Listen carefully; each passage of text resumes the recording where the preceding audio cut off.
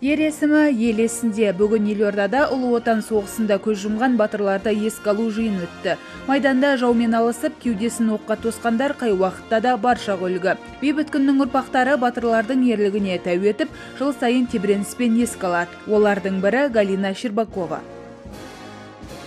Это очень волнительное мероприятие. Тағылымды шараға қатысқан сайын жүрегім сыздайды. Өйткені соғысқа әкем қатысқан. Ол майданнан оралғанда мен кішкентай едім. Дегенмен айтқан естеліктері есімде. Әкем дивизия командирімен келе жатқанда жау тұтқиылдан шабуылдамақ болады. Әкем қырағылығының арқасында байқап, бәрін жайпап салады. Ерлігін мақтан тұтамын.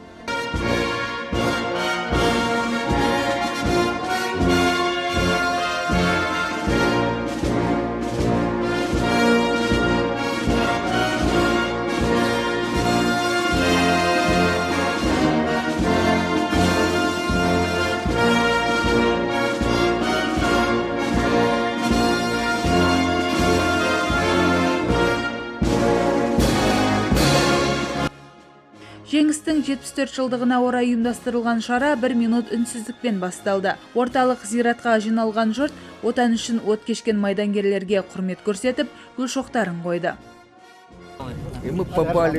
Құрмет көрсетіп елегендеріңіз үшін рахмет. Мен соғысқа 14 жасымда аттандым. 2 жас қосып сарбаздар сапына қосты. Курск, Киевте шайқастым. Қазақстанға 1946 жылы 16 сәуірде оралдым.